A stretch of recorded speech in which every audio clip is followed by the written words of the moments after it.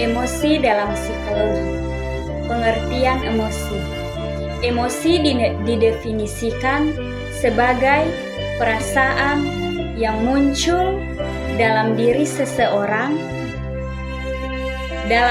seorang manusia sebagai respon dari situasi tertentu. Perasaan ini bisa mempengaruhi pikiran, persepsi, dan perilaku seseorang. Klasifikasi emosi.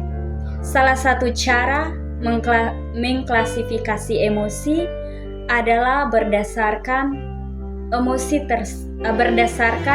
apakah emosi tersebut positif atau negatif. Emosi tidak dapat netral, karena menjadi netral berarti non-emosi.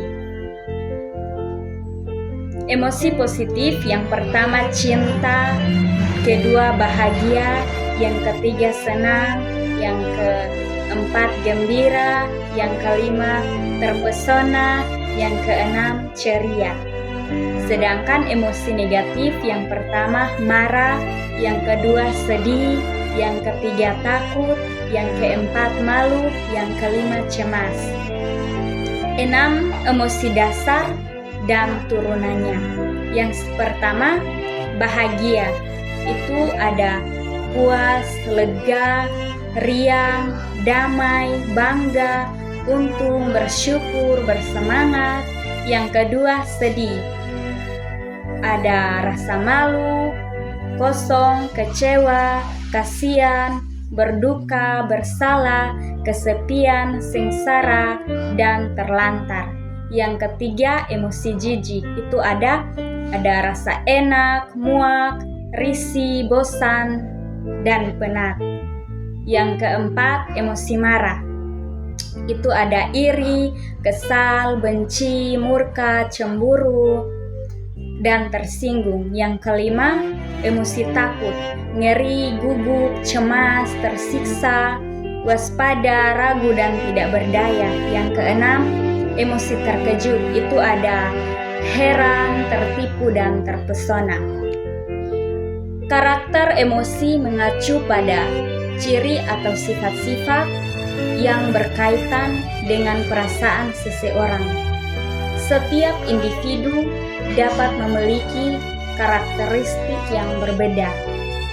Contoh karakteristik yang mungkin dimiliki oleh seseorang. Yang pertama, stabilitas emosi. Stabilitas emosi mengacu pada kemampuan seseorang untuk tetap stabil dan seimbang secara emosional dalam menghadapi berbagai situasi. Seseorang dengan stabilitas emosi yang tinggi cenderung dapat mengendalikan dan menyesuaikan perasaannya dengan baik. Jarang disadari 5 penyebab emosi tak terkontrol. Yang kedua, responsivitas emosi menggambarkan sejauh mana seseorang merespon dengan intensitas yang tepat terhadap rangsangan emosional. Individu yang responsif secara emosional mungkin memiliki reaksi yang kuat dan tajam terhadap perasaan dirinya maupun orang lain. Yang kedua, empati. Empati mencerminkan kemampuan seseorang untuk memahami dan merasakan emosi yang lain. Mereka yang memiliki tingkat empati yang tinggi dapat secara intuitif memahami dan merasakan perasaan dan pengalaman emosional orang lain. Yang keempat, ekspresi emosional merujuk pada kemampuan seseorang untuk mengapresiasi dan mengungkapkan emosinya secara tepat. Yang kelima, pengendalian emosi. Ini adalah kemampuan seseorang untuk mengatur dan mengendalikan emosinya. Untuk mengatur dan mengelola emosinya. Seseorang yang mampu mengendalikan perasaan ini dengan baik dapat memilih respons yang tepat untuk mengelolanya sesuai dengan kebutuhan. Yang keenam, introspeksi emosional. Hal ini merujuk pada kecenderungan seseorang untuk melakukan refleksi dan pengamatan terhadap emosi mereka sendiri. Individu dengan introspeksi emosional yang tinggi dapat memahami sumber alasan dan tujuannya lebih baik. Yang ketujuh, ketahanan emosional. Sedangkan ketahanan emosional mencerminkan kemampuan seseorang untuk tetap kuat dan stabil dalam menghadapi tekanan, stres, atau perubahan emosional yang sulit. Yang berikut berbagai bentuk emosi. Emosi juga terdiri dari berbagai bentuk. Berikut adalah beberapa bentuknya. Ekspresi wajah, misalnya senyum menunjukkan kegembiraan dan kepuasan, sedangkan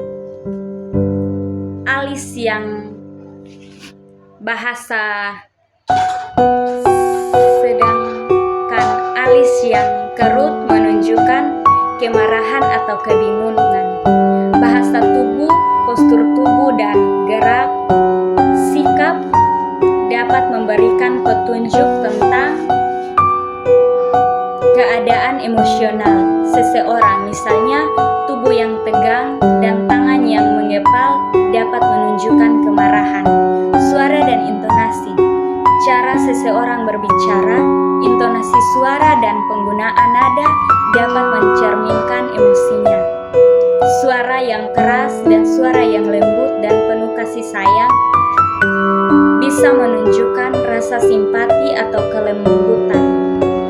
Perubahan fisiologis, detak jantung yang cepat, peningkatan tekanan darah, pernapasan yang cepat atau dangkal, serta berkeringat adalah beberapa contoh dan perubahan fisiologis. Dampak emosi. Emosi memiliki dampak yang signifikan dalam kehidupan seseorang. Contohnya seperti berikut ini. Yang pertama, kesejahteraan mental.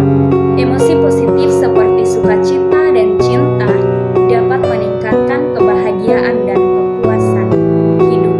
Sementara itu, jika keluar yang negatif seperti sedih atau cemas dapat mempengaruhi kesejahteraan mental dan menyebabkan masalah seperti depresi atau kecemasan. Yang kedua, kesehatan fisik. Stres yang berkepanjangan akibat emosi negatif dapat berkontribusi pada masalah kesehatan seperti peningkatan resiko penyakit kardiovaskular, penurunan sistem kekebalan tubuh,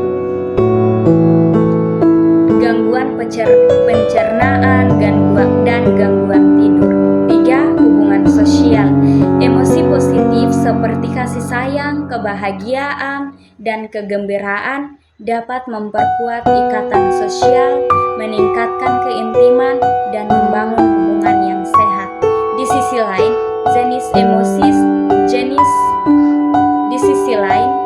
jenis negatif seperti marah, kecewa, atau cemburu dapat merusak hubungan sosial dan menyebabkan konflik. Yang keempat, pengambilan keputusan. Emosi yang kuat seperti kemarahan atau ketakutan yang mempengaruhi kemampuan seseorang untuk berpikir rasional dan membuat keputusan yang bijaksana. Yang kelima, produktivitas dan kinerja. Perasaan yang positif dan motivasi yang tinggi dapat meningkatkan motivasi, kreativitas, dan produktivitas.